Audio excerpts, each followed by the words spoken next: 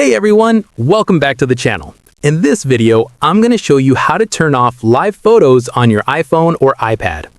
Live photos capture a few seconds of motion and sound before and after you take a picture. But if you prefer regular still photos, it's really easy to switch this off. First, open the camera app like you normally would. At the top of the screen, you'll see the live photo icon. It looks like a small set of circles. If it's yellow, that means the live photos is turned on. Just tap it once and it will show a little slash through the icon. That means live photos is now off and the pictures you take will be still photos. Now, here's something important. By default, live photos might turn back on the next time you open your camera. So if you want to turn it off permanently, here's what to do. Go to Settings, scroll down, and tap Camera. Then tap Preserve Settings. Turn on the switch next to Live Photo.